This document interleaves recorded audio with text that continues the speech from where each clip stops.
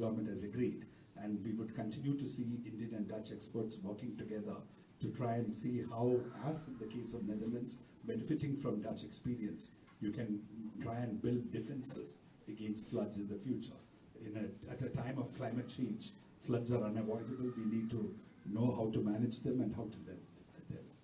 And this is again Queen Maxima in a green sari which she wore at the banquet hosted by Kerala Chief Minister in her honor. And that is a scene from the welcome which was given to them at Cochin Airport with different traditional people dressed in different traditional dance forms of Kerala. And here I turn to my book. I thought I'll give you this introduction of the visit of the Majesties to India and then turn to the book. This book is titled India and the Netherlands, Past, Present and Future.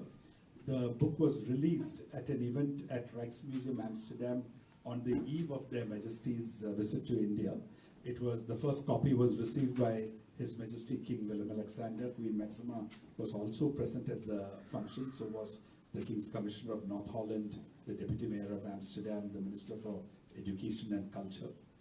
The inspiration for this book was essentially the fact that from the time I knew I was coming to Netherlands, I started traveling in India, especially in Kerala, to places with a Dutch connection. And after coming to the Netherlands, I similarly looked for places which have linked us in the past. And I visited institutions like the Rijksmuseum and the National Archives. And I asked them, what do you have from India? What do you have which connects you to India? And I also read a number of books, whatever literature is available in English on Indo-Dutch relations. So all this gave me the impression that our history is an unknown history. It is a forgotten history. There are wonderful, fascinating incidents, people who have connected in the past about which very little is known. There is wonderful art in places like the Rijksmuseum. There are great records in the National Archives, which is not known to Indian community, which is not known to the Dutch friends of India that we have here. And it is important to put it all together in a book. And using this art, using these records, create a visually attractive publication which is easy to read and which will stimulate even greater interest and curiosity in this relationship. So that was the inspiration, and that is how this book was born. The cover is a picture of Cochin by a Dutch artist called Johannes Wingboets, who lived in the 17th century, who worked for the Dutch East India Company, which in Dutch is known as the VOC. What is special about him is that he never left the Netherlands. Staying here in the Netherlands, based on reports brought back by VOC staff, by navigators, by captains, by seamen, he created beautiful paintings and wonderful maps of different parts of India. I have chosen this picture of Cochin, and anybody who knows Cochin, or if you go and stand outside the harbour of Cochin, you will find the mouth of the harbour looks even exactly like this now. And the area on the right side where you see the buildings is what is known as Fort Cochin, which was initially Portuguese, then Dutch, then British. And if you go there, the kind of maps he has drawn of Fort Cochin still show the city exactly as it was. Fort Cochin has Princess Street, like in the Netherlands. Fort Cochin has Burger Street, like in the Netherlands. There are buildings which are a fusion of Kerala and Dutch architecture. So Cochin is one of the cities, and Kerala, the Malabar region, is one of the areas where Dutch heritage is preserved in the best form possible.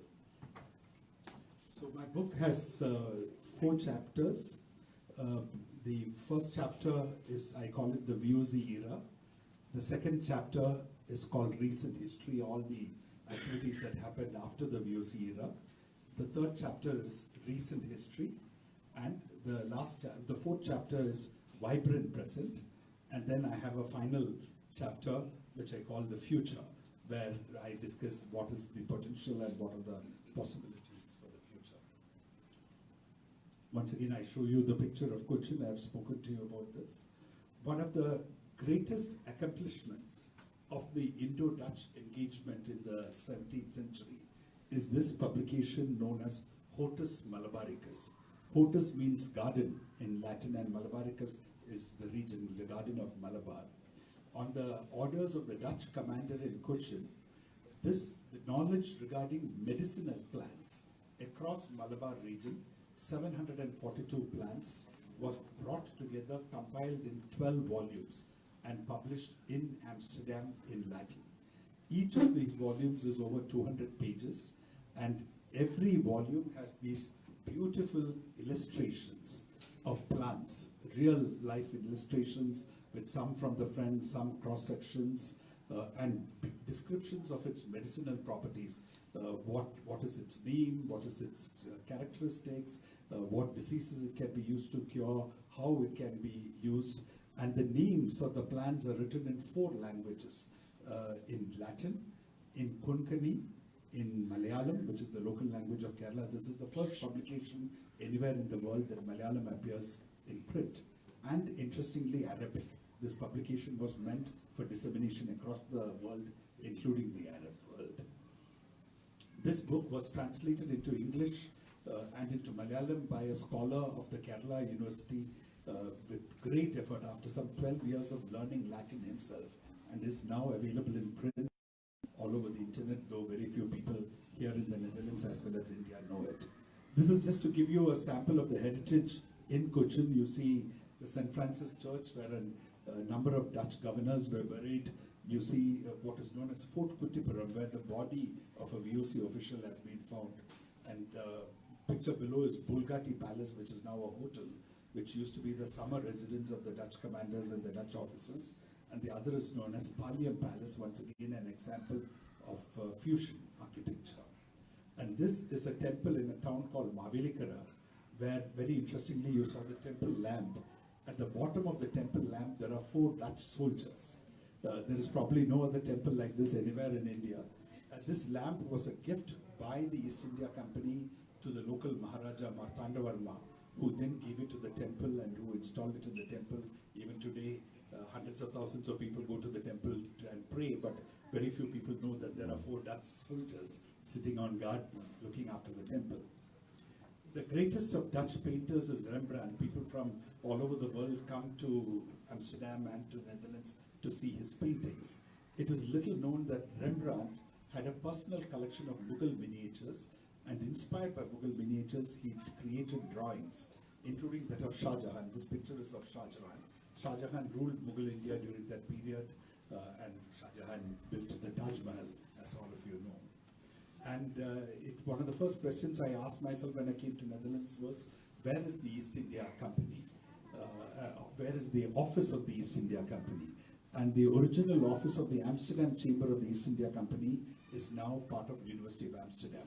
This building exists. It's the picture above is from the 17th century. The picture below is a current day picture. It was almost exactly the same as it used to be. And this is called the Chamber of the Directors. This is where the directors of the East India Company would sit and take all important decisions regarding the company's affairs. And on the wall at the back, there used to be these paintings of all the places they operated. That painting of Cochin is there. What hangs in the University of Amsterdam is a replica. The original is now part of the Rijksmuseum collection. If you go to Rijksmuseum, one of the most important paintings you will see there is this picture, which is of a Dutch missionary called Baldeus, who went to India. He was a Protestant missionary, and in India he learned Tamil. He worked mostly in South India and in Sri Lanka, and he became a great scholar of Hinduism. One of the first books explaining Hinduism to Europe was written by him. But what is even more interesting is that you see a dark-skinned person on the left side of that picture. He was known as Herit Musapattam, and according to many scholars, he came from Masulipatanam in Tamil Nadu. He was the interpreter for Baldeus, and Baldeus brought him back to the Netherlands. And in the archives of the city of The Hague, in 1667, Herit Musapattam has signed in Tamil as a witness, showing that by 1667, we already had the first Indian, your predecessor, here in the Netherlands. I'm sorry, the screen is not very clear, but you can see the table. All these pictures are reproduced in the book and can be seen in much greater detail. The book tells many stories. I've just picked a few samples to give you an idea. This is the picture of someone known as Jacob Hafner. Jacob Hafner also went to India with the VOC, and he traveled around. And in India, he fell in love with an Indian woman whom he called Mamia.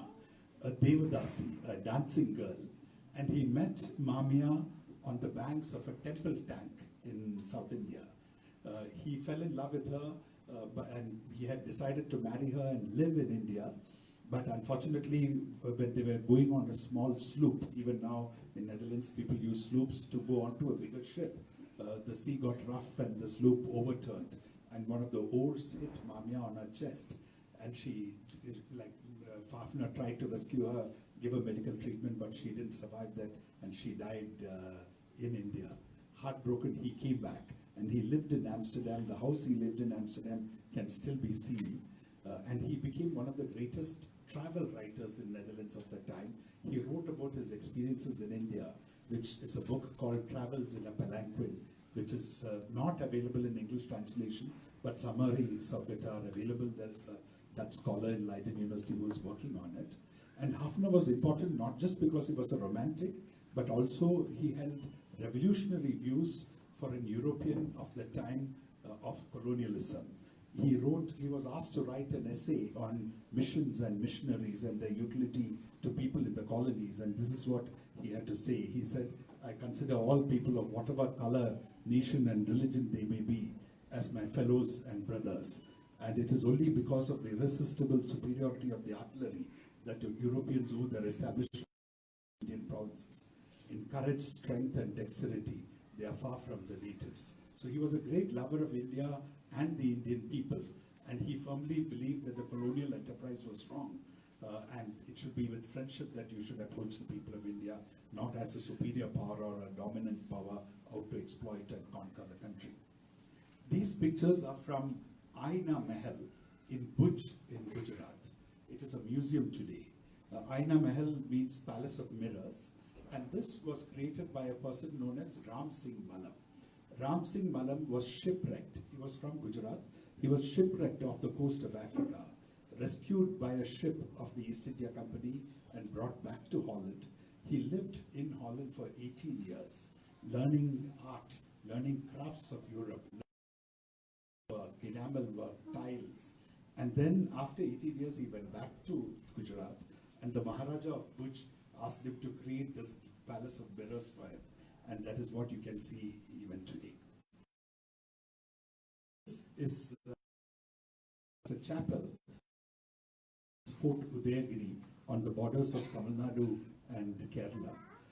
This Fort Udayagiri has within it tombs of 3 people. The big tomb in the middle is Eustachius Delanoy, and the other 2 tombs are his wife and his son.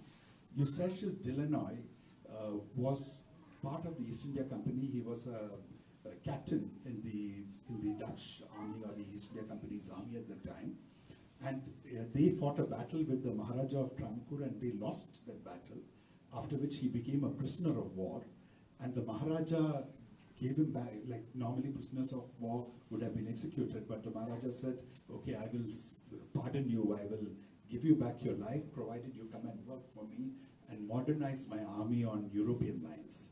So Eustachius Delanoy lived in Kerala for 37 years, and he married there. His son also worked for the Maharaja of Travancore, and he was so popular with his help. The Maharaja not just modernized his army, but expanded his kingdom and became the most powerful ruler in that region at that time.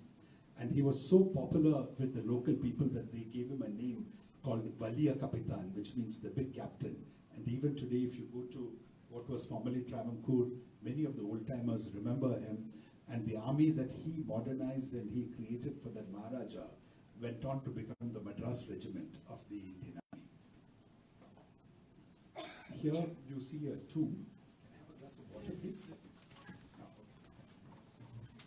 This tomb is known as the Red Taj because it is made out of red sandstone and it resembles the Taj Mahal.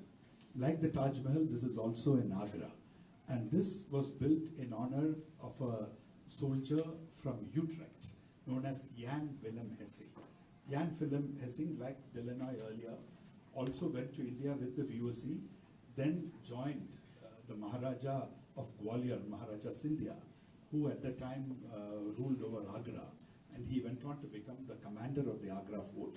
He died in India, and his wife and his children built this mausoleum in his honor, and this can be visited and seen in Agra.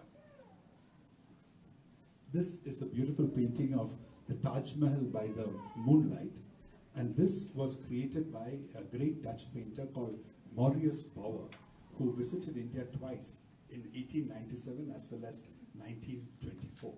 So this, my second chapter, the post-VOC period, starts with this painting and the story of Maurice Bauer, who created a number of paintings. Another painting that we see here is sadhus sitting on the ghats in Benares. And then I go and talk about the Suriname Hindustani community. Many of you are aware that out of 235,000 people of Indian origin in the Netherlands, 200,000 people belong to the Suriname Hindustani community, and their ancestors were taken from India to Suriname as per the terms of a treaty signed between the Dutch and the British in 1824. And these are some of the early pictures of the Suriname community members when they landed in Suriname. I reproduce the original treaty. And it is little known, Swami Vivekananda visited Amsterdam in September 1896. He visited the Rijksmuseum, which had just opened at that time.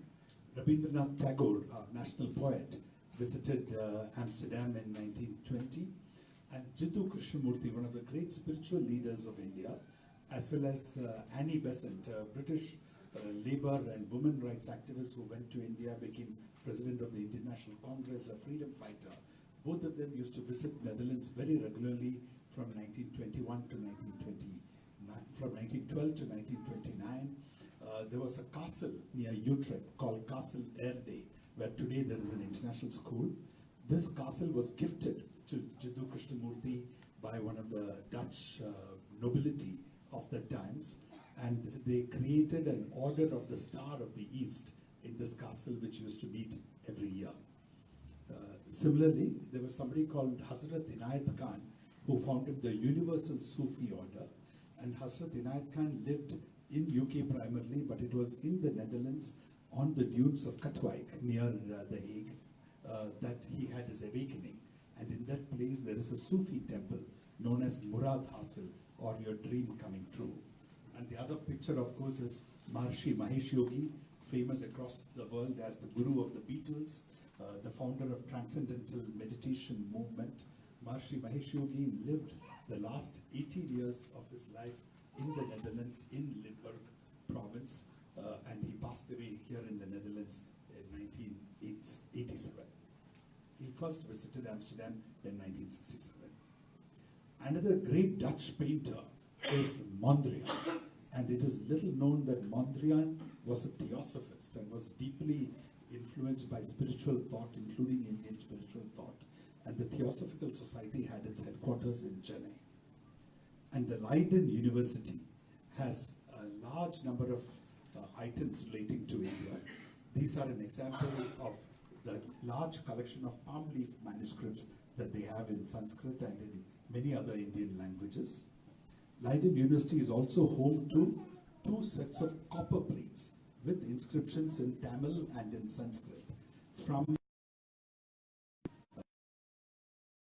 the library. This is called the bigger plates, and there is the smaller plates, 2 sets of plates from the 11th century, the Chola dynasty. Friends, you'll be happy to know that many of you would have heard of the book Glimpses of World History, which was written by Pandit Jawaharlal Nehru, our first Prime Minister. This book was a collection of letters written by him to his daughter Indira Gandhi when he was in British jails. He spent a long time in British jails, and he was a great thinker and a writer, and he used to use the time in jail to write. And he thought he should educate his daughter, who was then studying in school in Switzerland, on world history. So he wrote a series of letters describing different parts of the world, different events in history, and that also includes several references to the Netherlands, which he describes as a republic forged through sacrifice and suffering. And he says, such a country where one has to fight the sea continually breeds hardy seafaring folk, and people who cross the seas frequently take to trade, which is something which we know is very true of the Dutch even today. And Going on, Prime Minister Nehru visited the Netherlands in 1957. Here he is seen with his sister Vijayalakshmi Pandit, India's first High Commissioner to UK, and Queen Juliana, the grandmother of our current king. And this is Dr. S. Radhakrishnan, who visited here as Vice President. He later went on to become President with Prince Bernhard and Queen Juliana, and the royal poodle. The Dutch press loved this picture and made great fuss over the royal poodle with the President and the royalty. And this is Crown Princess Beatrix on her first visit to India in 1962. You see her on a boat in the river Ganges in Varanasi. And this is from a subsequent visit as Queen. When she visited in 1986, Prince Claus accompanied her. And both of them can be seen in Indian dress, Prince Claus with a beautiful red turban. In 1986, Prince Claus was a great friend of India, and he visited India many times. He took his children with him. You can see the current king as a young prince in 1991 meeting the then Indian Prime Minister Mark Rutte, the current Prime Minister, with Indian ladies taking a selfie in the Dutch ambassador's house in Delhi. And this was when Prime Minister Modi came to the Netherlands, when Prime Minister Mark Rutte gifted him a Dutch bicycle. Friends, this is Clara, a rhinoceros from Bengal. This was the pet rhinoceros of the VOC director in Bengal and was brought to Rotterdam in 1741. And for 17 years, it traveled all over Europe as a celebrity visited by kings and emperors, as well as the common people. And here you see the children of Amsterdam welcoming Murugan, an elephant from Malabar.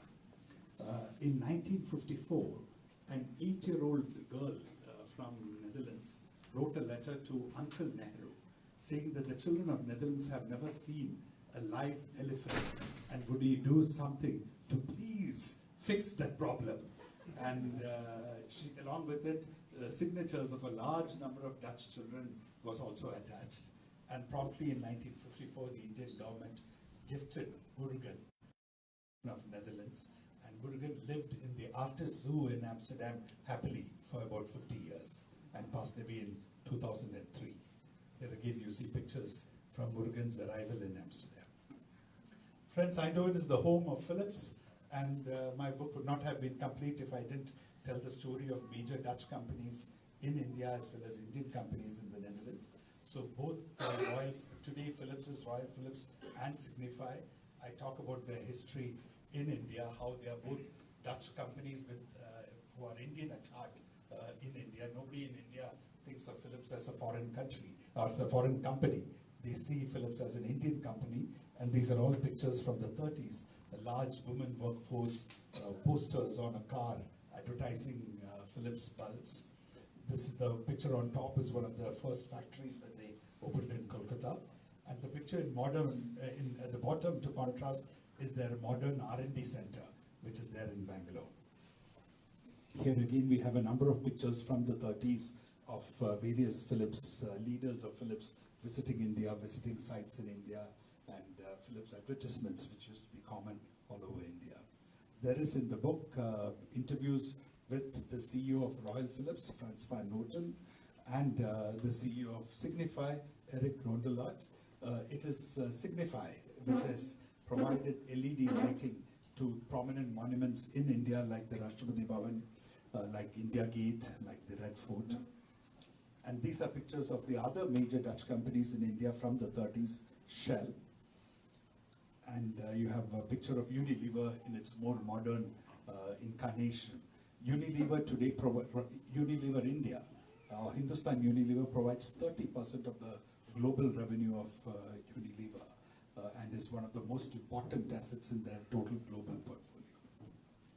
Amongst Indian companies in the Netherlands, the most well-known is Tata Consultancy Services, India's largest IT company, which has been here for over 25 years.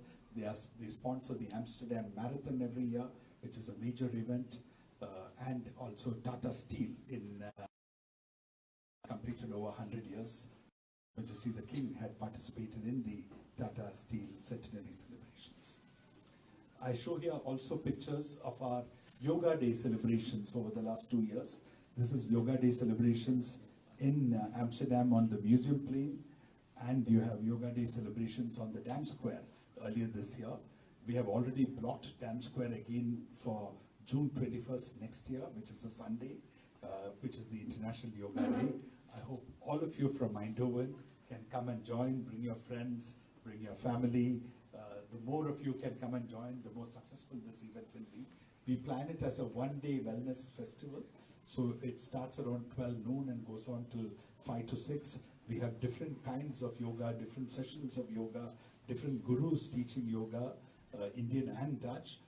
And we have music, we have dance, and we have vegetarian food.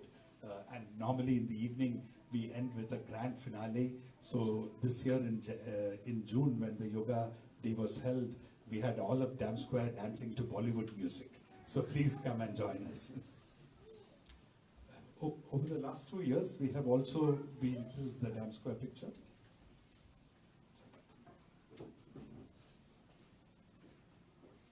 We have also, over the last 2 years, been organizing a Gandhi March every year in Hague, which is the city for peace and justice, a city closely associated with the concept of non-violence founded by Mahatma Gandhi.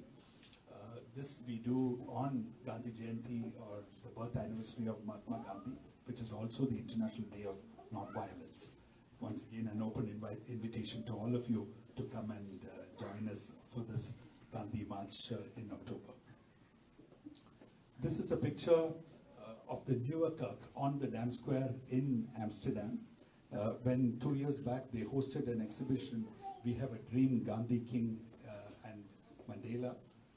I use this picture to highlight the fact that ultimately common values, common belief in democracy, in freedoms, in human rights, in religious tolerance, in pluralism, and in building a green, sustainable world are things which unite India and the Netherlands, and how we must work together to build a better future.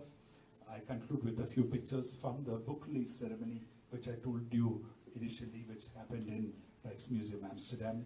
Their Majesties also visited a beautiful Nataraja statue, which exists in the Rijksmuseum from the 13th century. The Rijksmuseum has sent this Nataraja statue to the port in Rotterdam to be x-rayed, to see its metal composition, and they discovered that it is all solid bronze.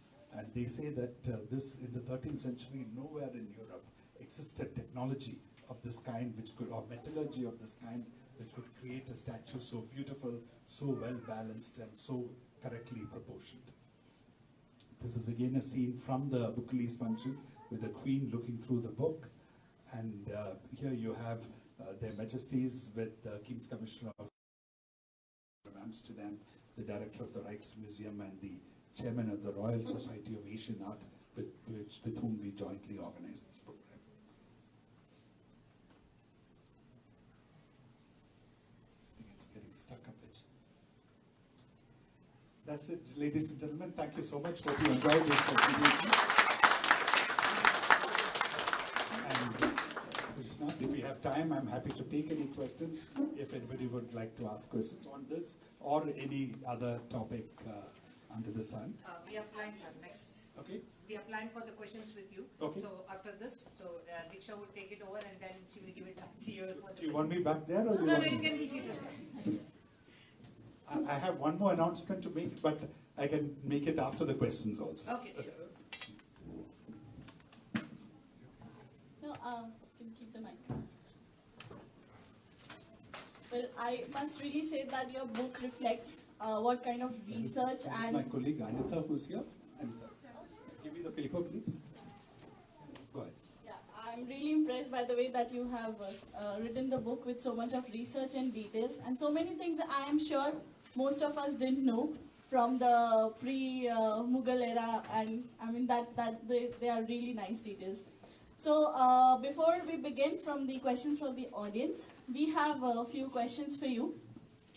So I was reading about you online a lot, and I came to know that you were a journalist. You have been an Indian diplomat for around 32 years, and before that you were a journalist. You are a writer. So how do you get inspiration to start writing, first of all?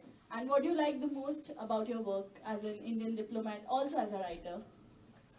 Well, I think these are many questions rolled into one. But let me say that like I'm sure most of you here, I'm fond of and I'm passionate about India. And if you're passionate about India, then when you work in an area related to your passion, it becomes easy and work becomes fun and enjoyment. That is how this book was as much fun for me to do it. And in my introduction, I say I hope whoever goes through it and reads it will also have as much fun as I had doing it. So I studied politics and international relations. Diplomacy in that sense was a logical continuation of my academic studies. But I have been lucky. The Government of India has sent me to many parts of the world, many wonderful countries to work in, and have made great friends all along the way. The Indian community, wherever I have worked, have been of great support. I've served in Hong Kong, I've served in Beijing, I've worked in Geneva, I've worked in Washington, D.C. I was Consul General of India in Dubai, not to mention assignments in Delhi, both in the Ministry of Foreign Affairs with the Foreign Minister, and my last assignment in Delhi was as Press Secretary to the President of India. So it's been a wonderful journey, but I'm enjoying my stay here in the Netherlands, and I count upon the support of all of you to try and not just make our collective stay here happy and enjoyable and productive, but also to contribute in a manner that we can raise the profile of India amongst the Dutch people. All that is there in the book is news to you, but it's equally news to the Dutch people, because many of them have forgotten that part of that history, and many of them, the VOC in the Netherlands is viewed with a lot of doubt and suspicion, and there were many bad aspects of that period which it is associated with. And those bad aspects are real. In fact, in my book, there is also a section on the slave trade. But the fact that those things happened doesn't mean that we color our complete perceptions with only the bad. And that is why I've highlighted so much of the good and so much of the positive and so much that connects us. We must use these connections to build greater interest in each other. We must have more Dutch people traveling to India for tourism. We must have people do more business. We must bring more and more of our culture here to the people, and especially in a place like Eindhoven, Indian talent, Indian human resources are amongst the best you can find anywhere in the world. And working together with our Dutch friends, working with the international community here, we can truly make a difference to the whole world. Yeah, that's really nice. Moving forward in the same lines, since you talked so much about Netherlands, what do you think are the similarities that bind India with the Netherlands, or something you find common between both the nations? Let me say that I refer to this in the book, and let me tell you a little story. When we saw the picture of Prime Minister Nehru here in 1957, and in the banquet welcoming him, the then Dutch Prime Minister made a speech in which he said a statement, and he said, you know, India is like this vast carpet full of different colors, while Netherlands is but a small handkerchief in comparison to India. And Nehru's response to this was wonderful. Nehru responded to the statement saying, Mr. Prime Minister, the greatness of a country is not based on the size of its territory or the number of its people, but upon the quality and character of its people. And this country, the Netherlands, has truly proven itself over centuries by fighting with water, but by reclaiming land from water, by building a nation out of adversity. A popular saying is that God made the world, but the Dutch built Netherlands. The dikes, which we are all familiar with, are known across the world how they have built engineering marvels to stop water from coming in. But going beyond engineering marvels, today the talk is about how do you live with nature, how do you build with nature, how do you create room for the river. Across the world, including in the Netherlands, people have discovered that walls are not going to stop water. Engineering alone is not going to do. You have to understand nature, you have to live with nature. And we in India have always lived with nature, but we have forgotten that past, and we have gone on a different path of modernization and urbanization in all the cities where you come from. So we need to step back, we need to go back to our roots. Here in Netherlands, they are talking about a circular economy. We all used to be a circular economy in India all the time. I tell people here when they talk about circular economy that this is nothing new. Even today in railway stations in India, you get tea on a mud pot, which can be broken and which is again goes back into mud and can be remade as a mud pot. Many people in South India have their meals, have their food on a banana leaf, which is the best plate possible. It is not trees for it, and it can be easily recycled. It is easily organic.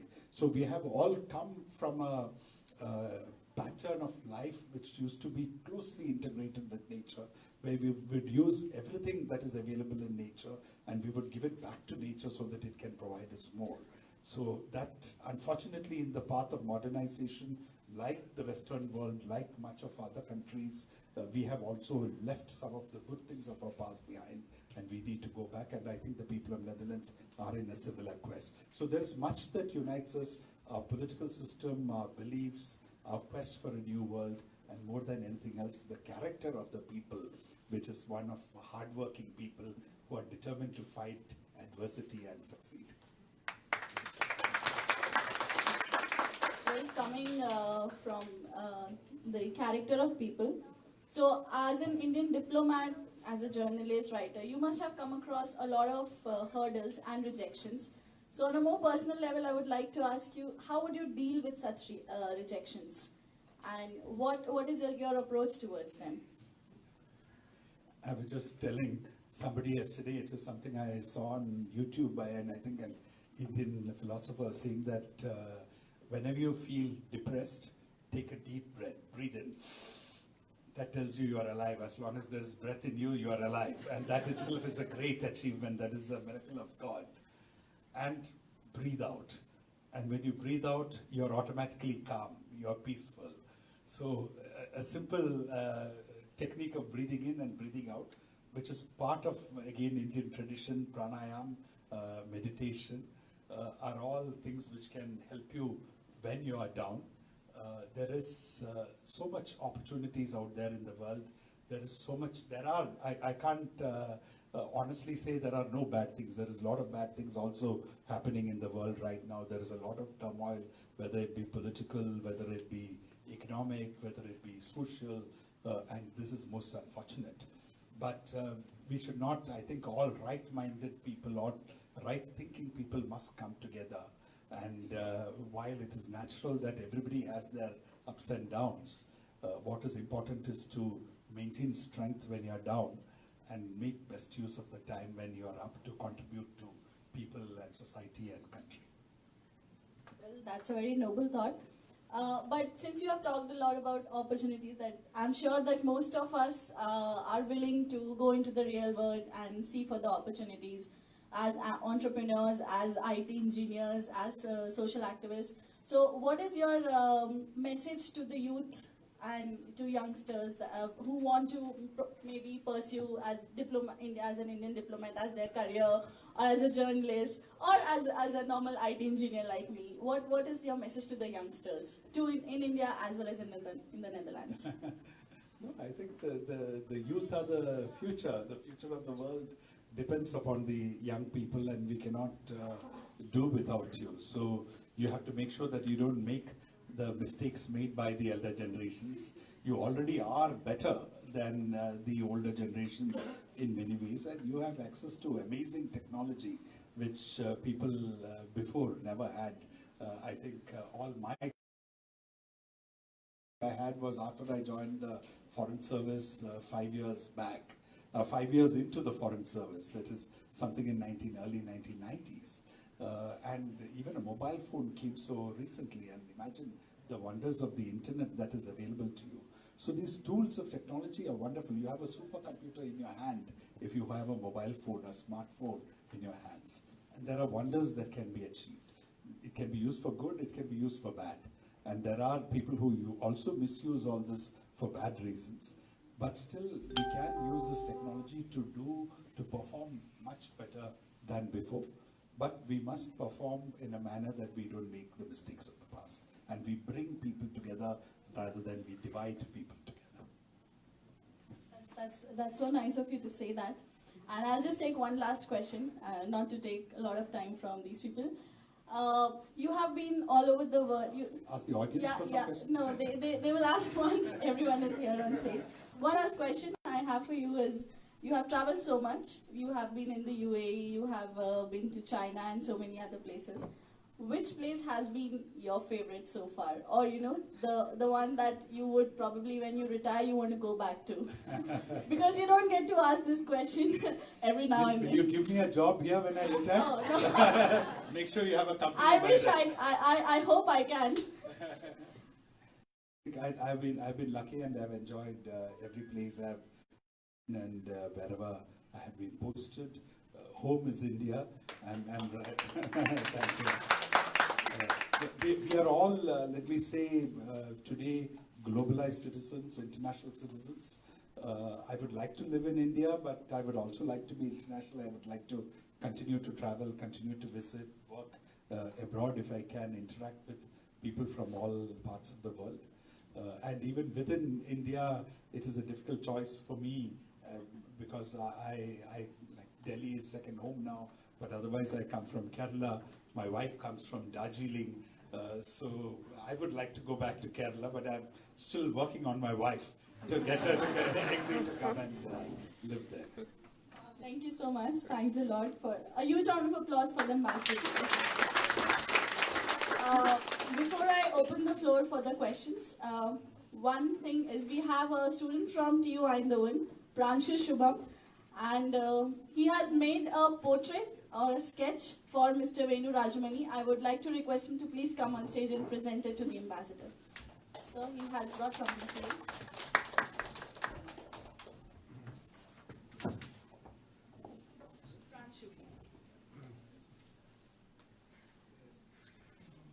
Huge round of applause for Shubham, please.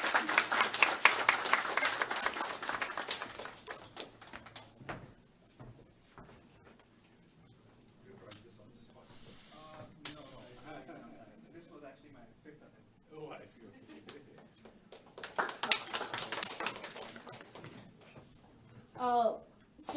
For the questions, we are open. But before that, I would like to invite a few of our other prominent guests who are present here.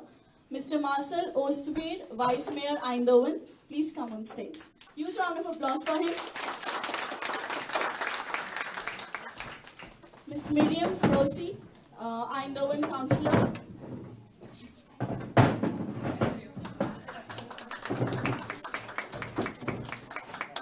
Mr. Lex van Eindhoven, Director, WIJ Eindhoven.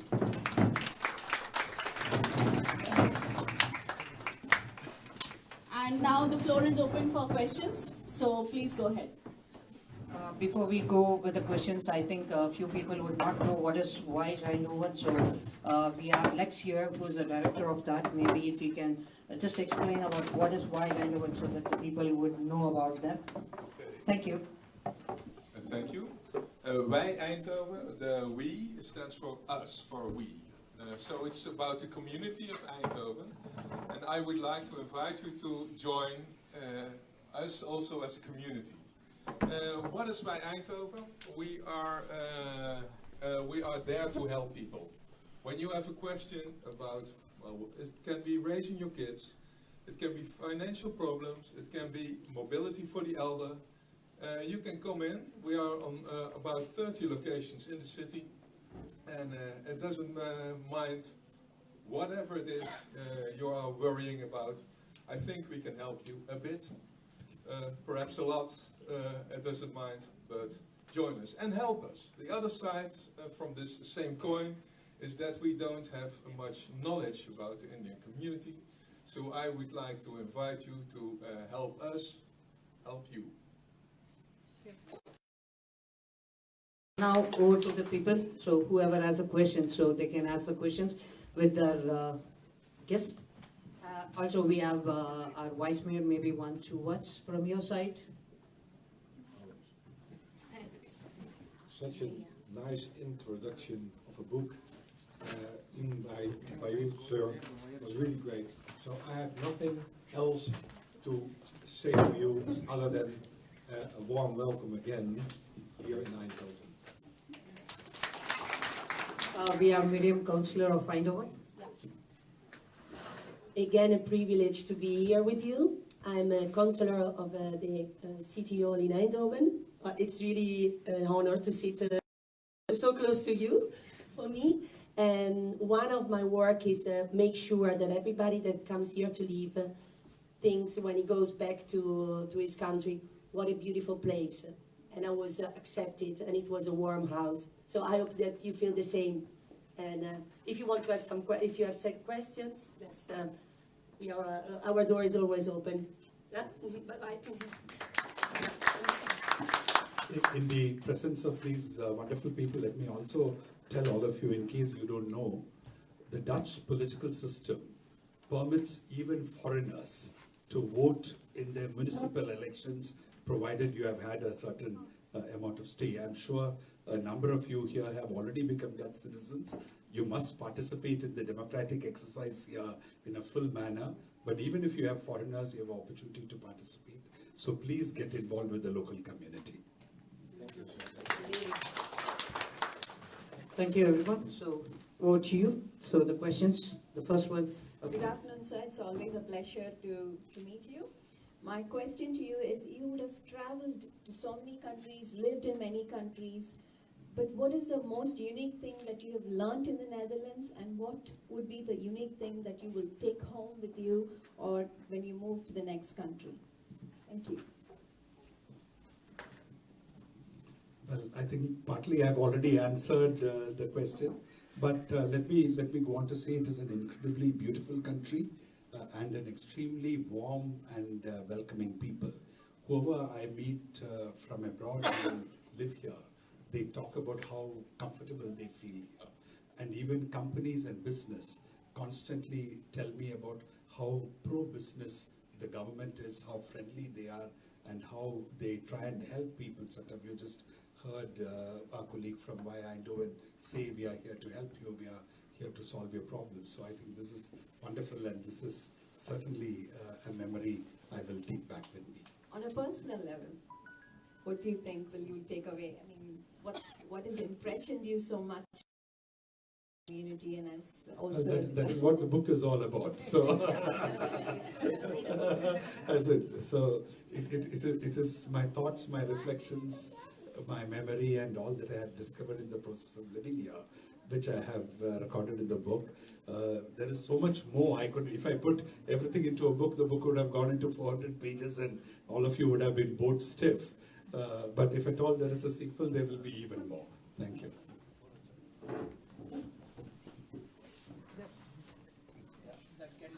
That can be a good connection to my question.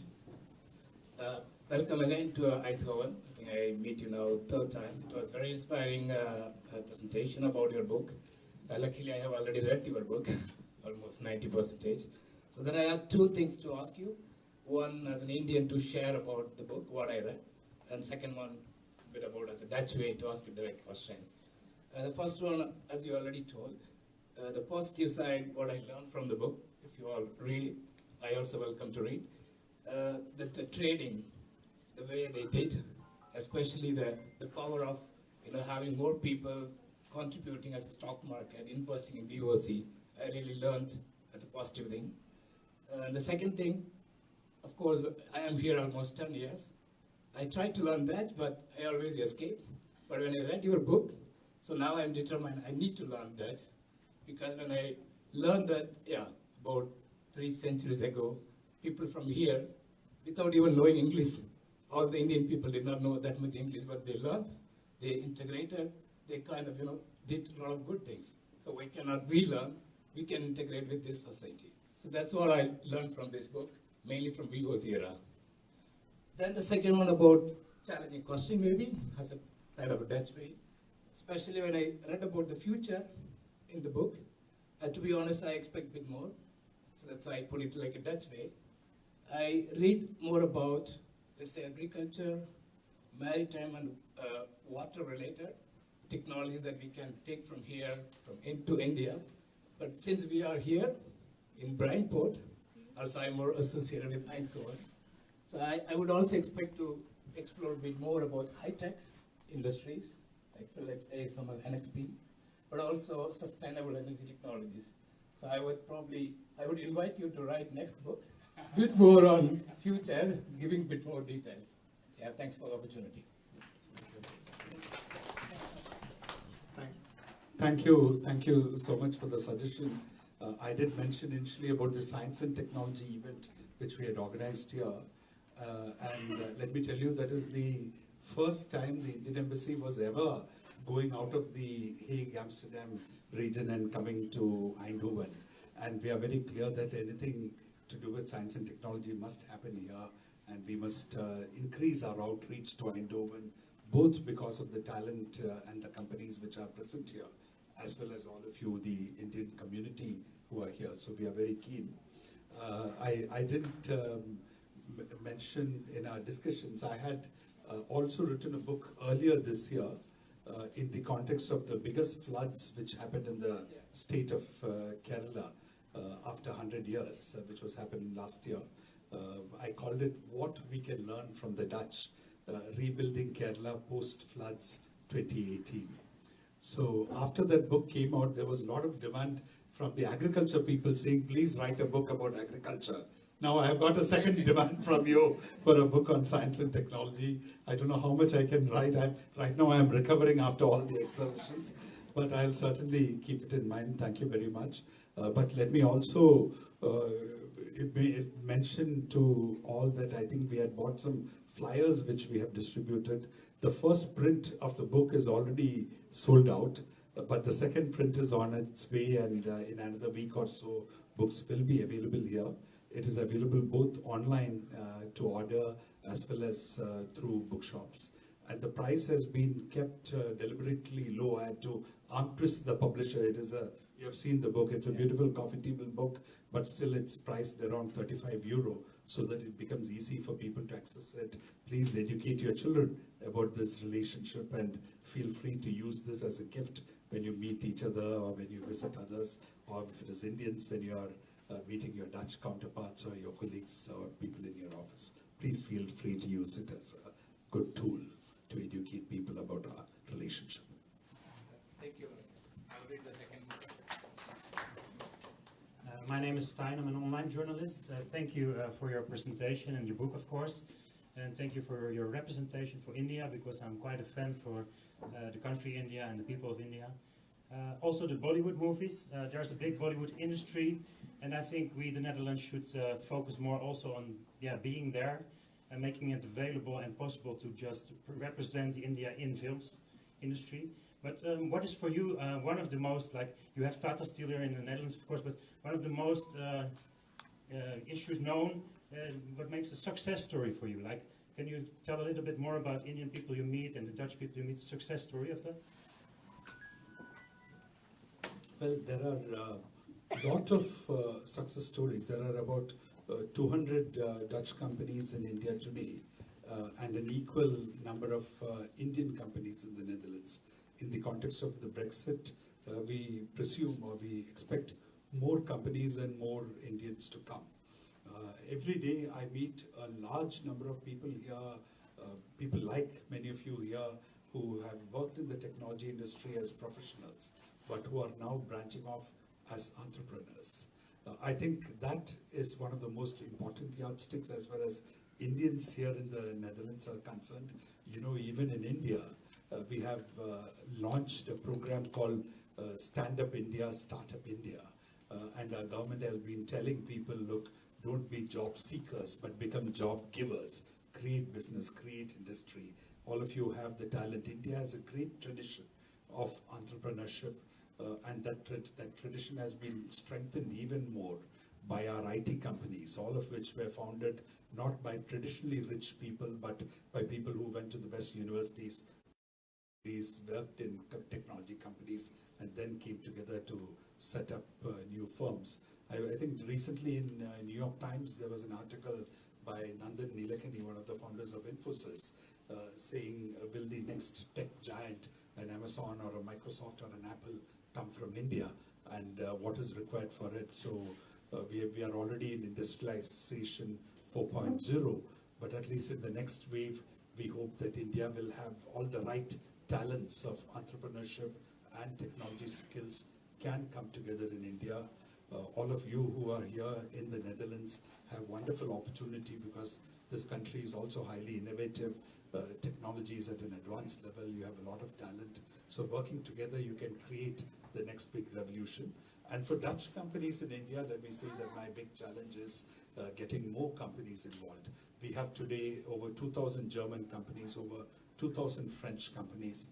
If you look at Dutch strengths in the field of water, in the field of agriculture, in the field of food processing, in the field of technology and innovation, companies, again, Philips is already doing a lot, but we don't have ASML there. NXP has a big research facility there. So from Brainport Eindhoven itself, I think there is great potential for more to India. I would urge the Deputy Mayor to think with his colleagues about leading a delegation of business from Eindhoven to India, visiting some of the high-tech centers in India like Bangalore or Hyderabad or Delhi or Mumbai, and seeing what new collaborations can be established and how can we build, how can we strengthen our bridges even further. Thank you very much. Okay, one question from my side. That's from almost every Indians in Eindhoven would ask about the VFS office. I know I am there from past 6 months following up, sending an email, torturing you. I'm sorry, but yeah, any update on that, that would be really helpful. I know there were some updates, but yeah, if you could share that information to the people, so it would be great. Thank you, Vishwanath, and all of you should give him a big round of applause. I think he has been championing your cause with the embassy for quite some time now, and we have been trying to see how we can make things more convenient and more comfortable for you in terms of applying for various passport services, visas, whatever work you have with the embassy.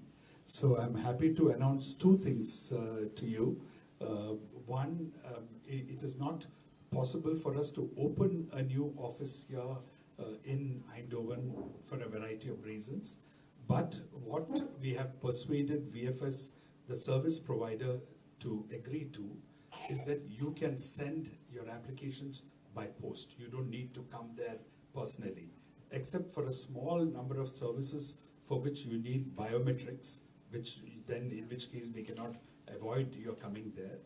All other things, we are happy to do it by post, and you can send it individually by post, or the India Center in Netherlands can even work as a liaison and get together all the applications and collectively bring it to the VFS Center in The Hague, where they will process, and if you attach the appropriate courier fees, the details we will make it available. If you attach the courier fees, it will come by courier directly back to you. So this, I hope, will solve the problem of all of you having to come from Eindhoven to Amsterdam or to Hague and back frequently. Another issue which has been, I think, also pending for quite some time is a matter of driving licenses. I have to explain a little to you, because what happens is that under the Dutch government laws and the Dutch system, you cannot have more than one driving license. That is why when they give you a local license, they ask you to surrender your Indian license. Now, since these Indian licenses are issued by Indian governmental authorities, and they do not know how to reach those authorities, they send it to the embassy. The embassy doesn't want it, but still the driving licenses come and land on us in large numbers, and we've been having we've been trying to hand it back to many of you as and when we can do it. So what we have decided and what we will try and do, these come in huge bunches. They come 500 at a time, 1,000 at a time, and they don't come in a particular order from the local road transport authority. So we can only hand back what we have. So if people come and say, my driving license is with you, give it back to me. If we don't have it, we cannot hand it back. And we have no control over who is giving what, or don't even have knowledge about whose driving license is going to the transport authority and what they are doing with it and when it will come to the embassy. But to simplify things, what we have decided is we will try and make available a list of everyone whose licenses have come back to us. And as in the case of passports and visas, once you check on your list and you know that your license is back with the embassy, please write into the VFS. They will come to the embassy, they will pick out your license and they will courier it back to you. Okay? I hope both this will be satisfactory. This is a new decision. You have to give us a little time for the arrangements to fall into place, but please bear with us and work with us. We want it to succeed. Thank you very much, sir, for that help. That was a really great relief for us, especially for the people who stays after Utrecht. So that's really relief, and thanks for considering us, India Center, for collecting the application. So we are grateful for you, and definitely we will do our best, whatever we can do. So it's people support as well. So we need your help so that we can do it, and we have done whatever possibility we can do it from our side. And thanks for that. So the questions from someone. So, goedenavond allemaal. Goedenavond. Sir, good evening. I would say it's really wonderful to meet you last week in Den Haag for the art show, and it is my first art show, and really I am blessed. It's a surprise for me. And today, really, from your book and from your presentation, I really learned a lot. Though we live here for already for 20 years, it's really nice to see and hear all the histories, and a lot of artwork has been taken in your book, and of course as an artist I'm really proud of it. And my question to you is I know how much struggle it will be to write a book, and I know when I did my master's in TUE and when I wrote my PhD book, I know how much time it took, revision and things like that. But with all this position, and even Sunday you're sitting here, so how did you find time? And I want some motivation, to, gathering all the photos. I want to ask that question also, but because you're a journalist, then I got the answer for all those things. But still, I want to know, how did you find really time to do this? I had the help of this wonderful gift of God called interns.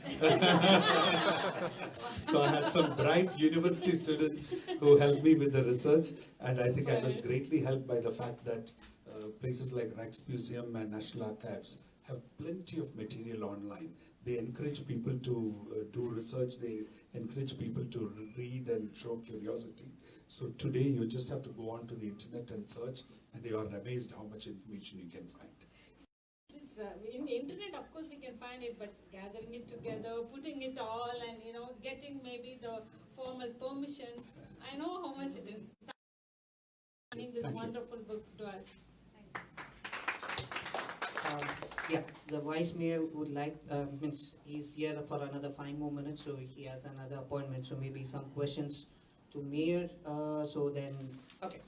So we can take that as a priority questions. Yeah, sorry. Hello. I actually had 2 questions. One for Sir and one for Miriam. I would probably, I'll put the first question. I'm in Eindhoven for the last 2 years. It's actually been great. As Sir said, people have been extremely warm, welcoming. Work is going great. But the housing is a big issue. And there are more people than the houses, so there's a lot of compromise, and middleman takes a lot of and shoots a good price. So is there any measure or anything taken regarding that? Really, 2 answers on one question. The first one is the most important one. I really want to hear all the problems you have with the middleman. If we do have houses where many people are living, sharing rooms, in not the typical Dutch way, but in, well, misabuse, whatever, I want to hear that. So really, this is one opportunity you can have. So contact me, I want to hear that. And you can, you don't have to share your name or your family name, whatever. Just give a signal to me. And you do have my number. The second, most important one is also, how do we share houses? Where can we buy and afford houses? I do have 3 sons. The eldest is 21, and he's looking for a house. He cannot afford one. So he has to wait for 5-6 years before he can buy one or rent one. So this is one of the major important issues we have to deal with our government. Building houses. In the next 4 years, we will build about 10 to 15,000 houses here in the center of Eindhoven. So, well, this is a huge investment, billions, but we will do so. So within 5 years, Eindhoven will transform to a huge city as well, also in the city center, but you have to be patient, sorry for that. And sir, and everybody, I really have to go. And you know the typical Dutch way is we are very direct, and too direct sometimes. So really give me the opportunity to say thanks to you, sir, for the introduction of the book, being here in Eindhoven. I do hope you come again very soon. I want to be part of it as well. Thank you very much.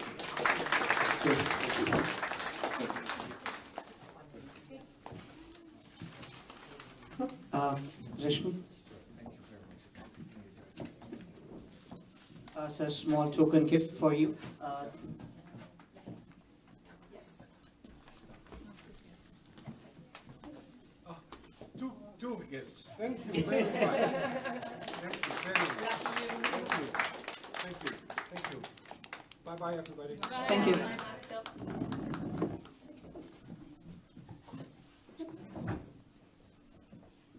Okay, so we continue questions. So I had one more question. the ambassador would be leaving in another 10 minutes, so we have to make it quick. Yeah, one more question is thank you for the wonderful session. It was really, really great. As you know, biking is part of the Dutch culture. So is there going to be an initiative between the Dutch government and an Indian government to start laying biking paths so that when I go back home one day, I can take my Dutch bike? Well, I think you should talk to wherever you come from and to the mayors and the municipalities there. There are many Indian cities which are already interested in biking. We have been trying to connect the leaders of cities in India with cities in the Netherlands. India has a smart cities program, as part of which many cities plan to lay out biking paths. I think Noida already has created some. So there is a lot of work to be done, but it is happening, and people in India are also realizing the importance of biking as opposed to driving every time. We had, when the Secretary of Urban Development Ministry came to the Netherlands last year, he told me, and I was very happy to hear that no longer are people, it's not the poor alone who cycle, but everybody is cycling, and there is a trend of young people and others to go back to cycles. So I think it's something very important we should learn from the Netherlands in this regard. So the next question. Thank you, Vishwanath. Good afternoon, sir. Good afternoon, everyone. My name is Faiz Khan. I came here today from The Hague, so I'm following you. Eindhoven is very special to me, even though I live here very long, 14 years in Holland. I think there was a time I was every week in Eindhoven because I have a very large friend circle here. And sir, my question to you is, we hear, first of all, I have seen in these 14 years tremendous improvement in the services that the embassy provides. I remember when I came in 2006, it took me 6 months, both from the Dutch government and Indian government, to get my IND formalities, etc., which I hear is now done within a month or so, and the same from Indian embassy. So I see a lot of improvement, and I can recognize it. The question I have is, I have a full-time job, but I also recently started an entrepreneurship journey. I co-founded a website called glocaldesi.com, which is just a couple of months ago, and it's not only focused to the Netherlands, it's for the whole local community all over Europe. What support we as young entrepreneurs, new entrepreneurs, what can we expect from the Indian Embassy?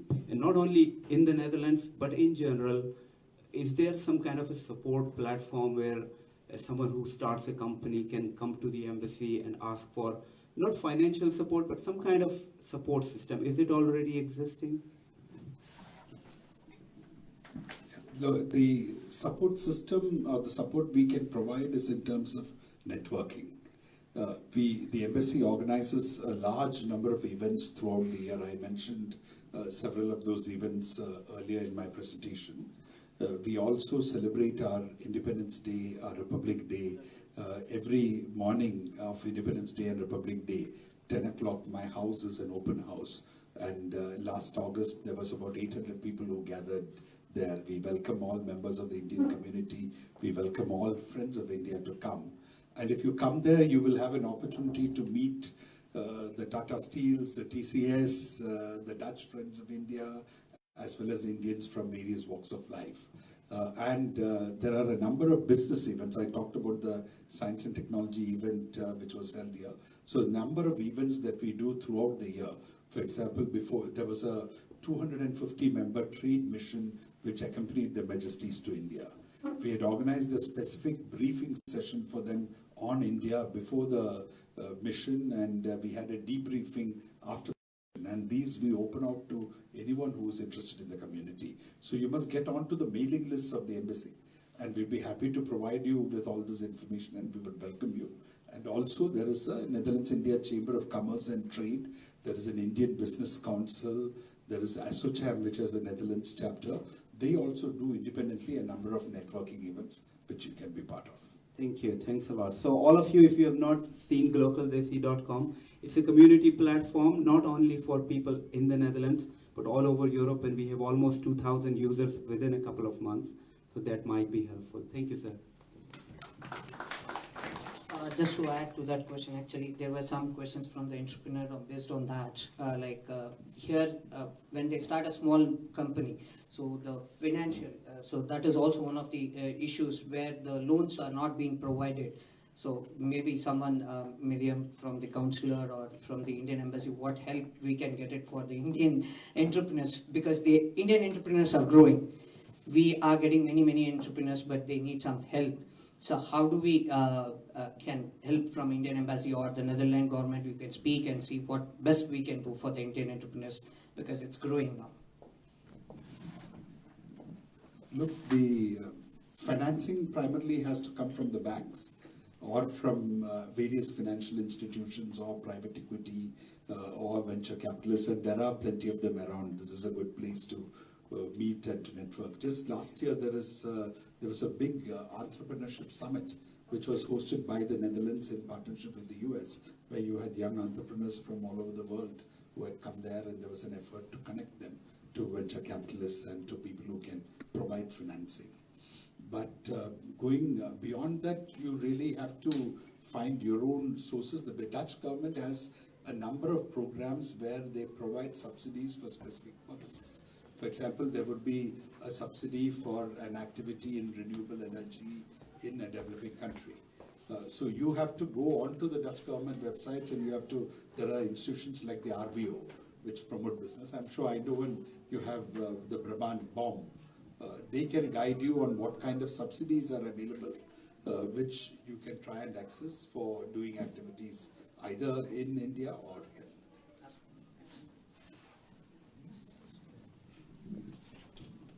Three more questions. Hi. Good afternoon. It is nice again talking to you. I have a very simple question, basically, to all of you. First question to you, sir. Eindhoven now has a growing Indian presence, and the demography is slowly changing. My question is first to you, sir, and then to Miriam and also to Lex. what is your message about integration between the Dutch and the Indian? Because I personally feel that it is a very important question when people are coming from our country to here. How do we do this, and what is your message to the newly arrived Indians in this country? Thank you. I think integration is a must, but Indians must realize that they are in a foreign country. They must follow the rules, they must obey the law, and they must try and learn Dutch language to integrate better with the local people. And they should be friendly and helpful and supportive of everything that happens in the community. And while there may be discordant voices in some parts of the Netherlands or in the media, whoever in the leadership I have met have always said that integration is extremely important, and I think in many of the municipalities there are deputy mayors who have specific responsibility for promoting integration between the different communities. Thank you. As you know, I'm not, now I'm Dutch, but I come from Italy. And for me it was really important, and I tell you from my heart, to learn the language. And the second thing is participate, what you said before.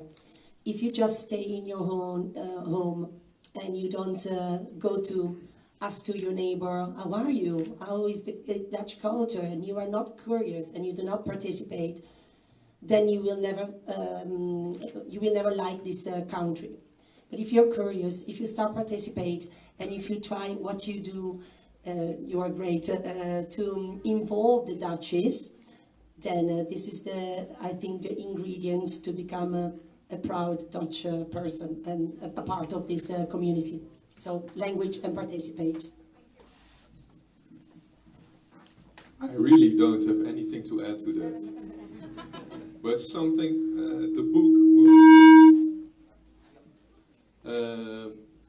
the book is about curiosity for me, and that's center stage too. So I'm curious about India, for example, by this kind of writing. But the other way around too. So it's curiosity about each other and then mingle, and that language helps. And when we can provide, well, we will have contact. That's what we have decided. So integrate, mingle, curiosity.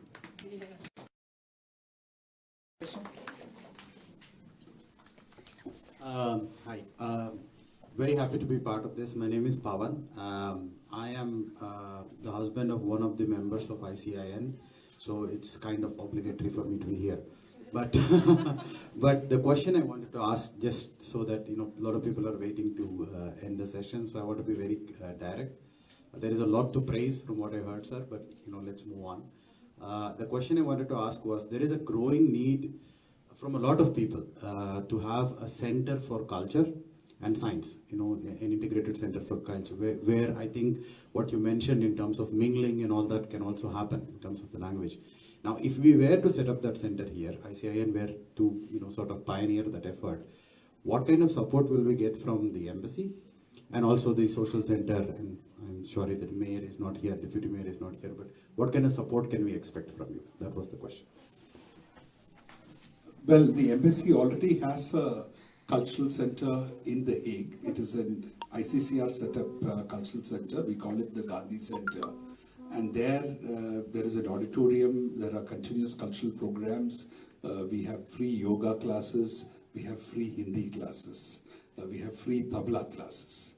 So whatever activities, if you set up a center, we can try and see how we can support you from those activities there. What happens is we don't get visiting troops, but a lot of artists pass through. And when they pass through, they are looking for a venue, they are looking for a place to bring together an audience, and we provide that to them. So when good artists come, we'd be happy to also tell them why don't you go to Eindhoven and perform, provided the community here can look after it. So the center essentially has to be a local effort, But whenever and wherever we can support you, we are very happy to support you, and we want to see a mushrooming of these activities. For example, we get from Delhi rights for screening of certain number of movies, so we can happily share it with you for free screening locally. So we have to think and see what are the specific possibilities there, whether we get somebody we know of a good speaker who is coming into town, we can send him to do an activity here. So we will have to think through, and we have to work over the details of this, but wonderful idea. Please go ahead and do it. It'll be great, and please get maximum support possible from the municipality. I'm sure they will be very supportive and encouraging. Yeah. What I want, you give the answer actually, but the CTO has the role to facilitate the meeting between different cultures.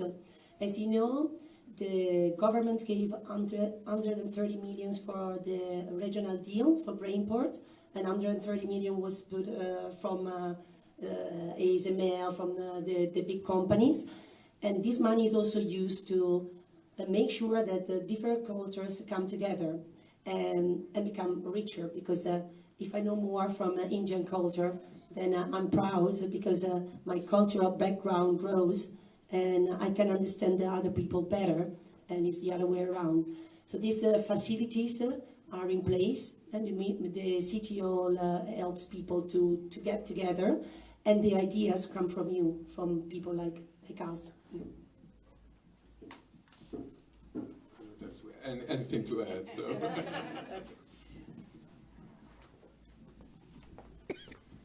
Hello, good evening all.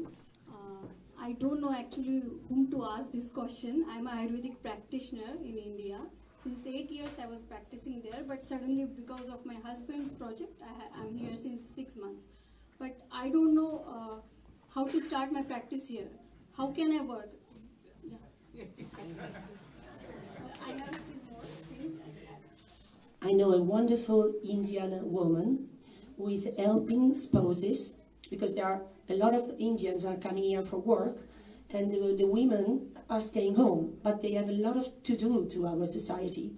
And there's this initiative from an Indian girl, and she helps spouses to start work, to start a job. Okay, thank you. But I will answer that part of your question. There are a number of groups and individuals who promote Ayurveda here. The most prominent amongst them are, one is the Art of Living. They have a number of Ayurveda practitioners, and yeah, they do a number of programs. The other is the Mahesh Yogi European Research University. And within the Suriname Hindustani community, there's a large number of Ayurveda practitioners. Ayurveda is unfortunately not still officially recognized anywhere in Europe.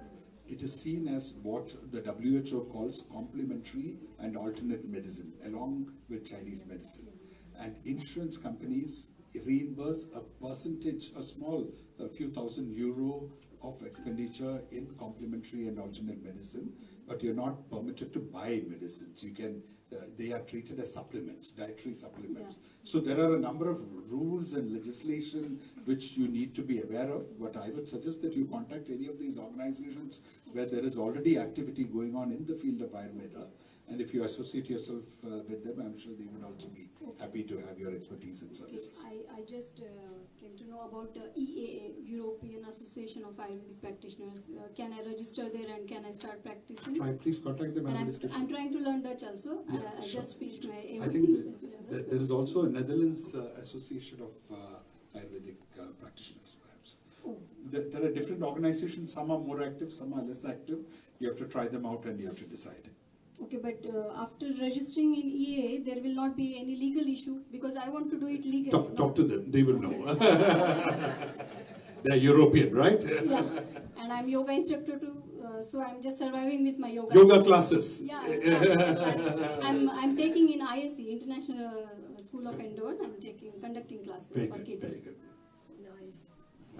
Thank you so much. Okay, I think that's the last question. I'm sorry, the last question, sir. Maybe one more after that, but that's from me. Hello everybody, and sir, I just have one question and one experience and a request to be made. I'm pretty recent in the Netherlands. We just moved in a year and a half back. And it's really an honor to meet you also, sir, here. So one question that I have is, you've been traveling around the world, worked with the president and everything. What is the one of course you have given a lot of messages of Indian culture and everything. One very, very personal message that you would like to give to your fellow Indians, be it wherever we travel throughout the world. What would that be, sir? Be proud of yourself. don't be insecure in any manner. You are amongst the best in the world. Be confident and sail forth. Thank you very much. So means a lot. Okay, and the next thing which I wanted to say was an experience which I had, which was not a very great experience, and I request if probably the City Hall can do something about it to create awareness amongst the Indians. Being an expat, while I was in office, I did get a call from The Hague, and the person who called me was showing me on the government website the number that he is calling from, and also did say that I am illegally here in the Netherlands, and because of some documentation not being right in place, I would get deported back to India on the very same day. And it was a very stressful call that I had with the person for 15-20 minutes, and the dealing was not very fair. Then we had to meet the police, and they put us across to the immigration officers. And when I spoke to the immigration officer, they did make us very aware of the Dutch way of dealing with such kind of scenarios. Like, to be a very, very simple example, she just told me that the contact number, the number which appeared on your phone is never the way we would be calling you. There's another way that we would be calling to reach out to people. And second is, we would never be making phone calls to people to say that you're illegally present here and we would get deported back. It's always interaction that will happen by email, a post which would come to your letterbox. So these were some of the things which I got aware of after I landed here, and I did request the immigrations lady that, is there something that you can create an awareness amongst the fellow Indians or the expats who are here, not to get prey to such kind of calls, because we did also hear that there were some people who became a prey to such calls and handed over the documents and got into troubles later, because the intent behind this, what we got to is money. They take the important documents from people and play around with them. We know the situation. Yeah, so there are scamsters. We get these reports. I got an email yesterday offering me $1 million from Coca-Cola. No, sir, if it's something about offering free money, we still can understand for sure. There are scamsters operating. They're trying to extort money from you. They're trying to extort your documents. One doesn't know. But each one of you should be aware and should be careful. And if at all you have the slightest of suspicion, either check with the embassy or go to the police. Yeah, we actually, the reason why I'm requesting for an awareness of this sort is, if someone tells me that, oh, you have won $1 million, I would just ignore that. But making calls and giving us points which are quite legal in nature, saying that according to this section, according to that section. So some people who are not aware of the law and order would really get, into these calls and say that probably something is actually wrong. So it's just a request if you could make an awareness, because I see that for expats in Netherlands, there are a lot of awareness things that we keep coming across in the websites. So it was just a request. If it could be done, it will be really great, because I found this to be really important. Okay, I would like to answer for that part. The awareness, what we have done is we trying to send in messages to all the WhatsApp group, Facebook of Indians, and we communicate that please do not do this one. It's always ignored. And as you said, yes, they send an email and as well as the post, so please ignore it. There are people who get afraid, so that's the reason what we done is from the January onwards we are going to have every month meet and greet where the people can meet. In that meet and greet we are going to explain our basic rules and regulation of Netherlands, where they need to adhere to that, where we will have some local bodies also joining in that meet and greet. They would explain that, and also we will do awareness of this scams. And also what we have done is we have spoken to Gemeente, and we are collecting all the scams issue, not only with this part of these issues, we are also collecting some house issues, as like Vice Mayor said, please highlight it. So we have discussed with them. So we have Alicia, who is the spoke from ICIN, who would be speaking to the Gemeente. And so you can always send all the questions to indiacenter@gmail.com, indiacenter in nl@gmail.com. So we will collect, consolidate, we'll put it to the Gemeente, and we will come back to you one session with them, and they will guide what needs to be done, how the legal issues can be done, because it's not only this scams, there are many scams is happening, like as I said, like even I'm one of the victim. So where the person said the Dutch class would be, he would do the Dutch classes at the reasonable price of 250 euros something, and we registered, it was completely online, and the person has escaped, he's not there, but he's still doing it online, somewhere he's doing. Right now he has moved to Amsterdam from Eindhoven, we filed a police case, but nothing has happened till now. So he's still doing it. So that's why we are speaking to them, collect this type of other informations like housing issues, everything we are collecting it. And Alicia is the spoke who would be speaking to the Gemeente and come back with you the solutions or legal issues, because lawyer fees are very high. So that's something which we are looking at it from India Center. Well, thank you very much, everyone. I too need to rush for another meeting, but I just want to introduce my colleague Anita, who's here. Anita, will you wave to everyone? She's here from the embassy. Please give her a big welcome. She'll be here for some more time. Feel free to interact with her and meet her, ask her questions, and if you have anything you would like to know or any information from the embassy, she will provide you. If not immediately, she can go back to the embassy and collect it and provide it to you. Thank you very much, everyone. It's been lovely meeting all of you, and thank you, lovely meeting you. Thank you, and thanks.